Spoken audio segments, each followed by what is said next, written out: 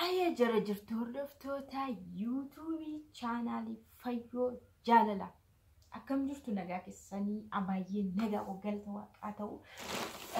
Harraga waan kanaan dura yeroo darbe tokko eegalame wayii isinitti himeen ture waa'ee piroosesii Kanaadaa jechuudha. Piroosesii Kanaadaa akka eegalame isinitti himeera. Baay'een keessanii gaaffii baay'ee na gaafattanii jirtu. Anaaf warqii yeroo darbe jechuudha. Oddoo sana deemnee yeroo jalqabne wayiitti yeroo sanatti wanta baay'ee isinitti himnee turre. Baay'een keessanii piroosesiin Kanaadaa suni akkamidha? Akkamitti jalqabdanii Fayyoo jechaa turtanii. Baay'een keessanii immoo sun sobduu warri jettanillee jirtu. Kanaafuu dubbichi sobas miti piroosesii eegaluun sirriidhumadha. Kan jalqabame immoo karaa namaatiin nama jira nama nu fudhatu jira jechuudha akka maatiitti. Isheenillee jechuudha isheen dura deemte akka abbaa manaa ishee fudhattuttidha adeemsichi. Yaa isheen qubeellaa godhatteetti waan ta'eef sirna hundumaa xumurtee jirti. Kanaaf piroosesiin kan isaanii hin turuun siniin jedha. Akkasuma kan keenyallee hin turu piroosesichi nu bilbilameera jechuudha. Sababa ani dirqoosha kana qopheessu kanaaf jecha isinitti himuun dhufe jechuudha. Dirqoosha kana qopheessu biddeen goggosuu jalqabeera jechuudha. Jala jalaanii biddeeni namoonni baay'een yeroo biyyoota kana keessaa deeman gara biyya kaanii deeman namoonni baay'een biddeen goggoskatanii dirqoosha godhanii goskanii furatanii deddeemu hamma oddoo sana baranitti hamma biyya sana baranitti nyaata biyya sanaa baranitti jechuudha. Yaan illee rakkoo tokko hin qabu nyaata biyyoota garaa bareera. Biyyi sunis bargarii mafaa kana piizaa faa kana ala waan biraa waan nyaata natti hin fakkaatu akkuma biyyoota Arabaa jechuudha. Kanaaf ani rakkoo hin qabu garuu jira amma itti barutti jechuudha. Amma jira itti barutti jecha dirqoosha qopheessuu jalqabe. Sababni isaa nu bilbilameera siniin jedha. Yoo baay'ate torbee 2-3 caala akkan turre. Kanaaf wanta qophaa'amuu hin barbaachisu shiroo faallee barbarree faallee furannee akka deemnu kana hin beekamu waan ta'eef qopheeffadhaa nuun jedhaniiru. Shiroo barbarreellee harmee kiyya naa qopheessa. Durattuu harmeen naa qopheesse dhugaa amma waggaa 2 kana jiraadhee ani shiroo barbarree takka qopheeffadhee beeku dhugaa waaqa. Harmee kiyya yoo kana dhuftellee shiroo barbarree naa fiddee dhufteetti naa qopheessite jechuudha.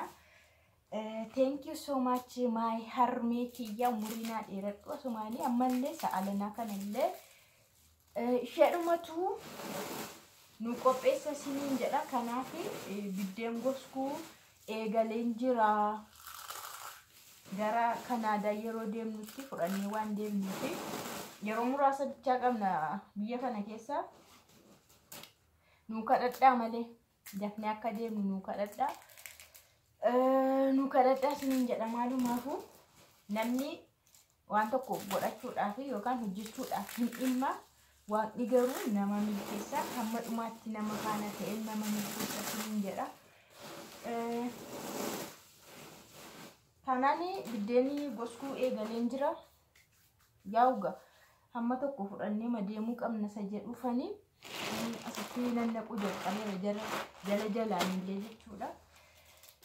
Al takkaatti biddeen goskuun baay'ee ulfaata. Al takkaatti namoonni garuu baay'ee satoshanii aduutti fa'aaf aduu fa'aaf argitanitti yoo ta'e biddeeni goskamee ittisa biyyaatiif dhaqaa ture. Ittisa biyyaatiif biddeen goskamee dhaqaa ture. Isa gaa biddeen baay'ee isaa toshaniitu hin afu aduu irratti afu. Aduun yookaan biddeen kanamti nama yuun goska waan ta'e baay'ee gaariidha.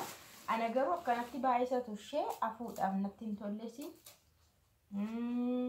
Iddoon isaallee mijataa miti jibbiidha.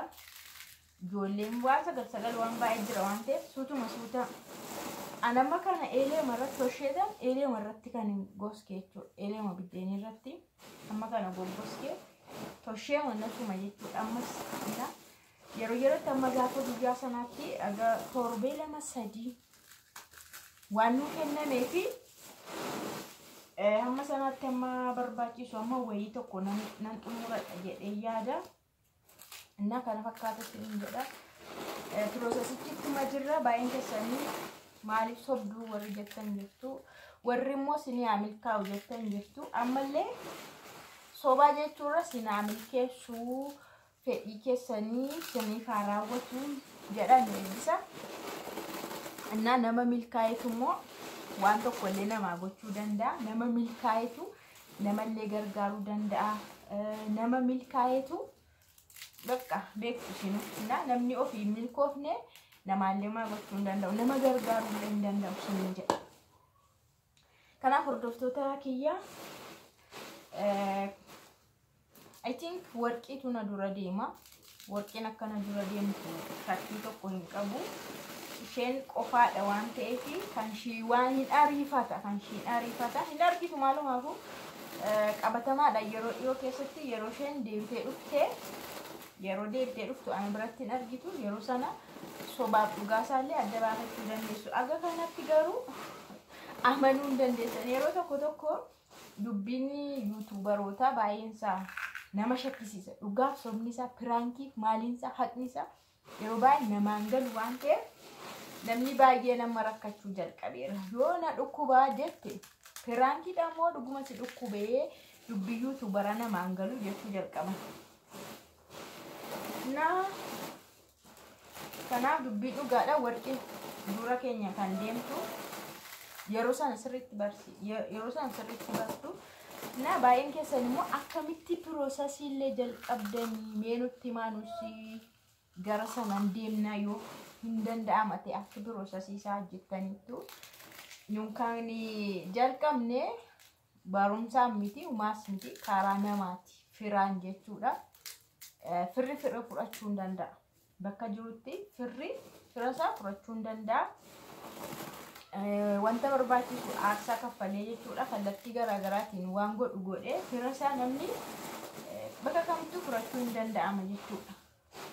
Innaa haala kanaan yoon kan jalqabne karaa firaatiin warqeen illee fira abbaa ishii qabdi, fira dhiyoo qabdi. Anis akkasuma ankollee firri harmee kiyya baay'een isaanii jiru dhugaa dubbachuudhaaf firri harmee kiyya jijjiiru.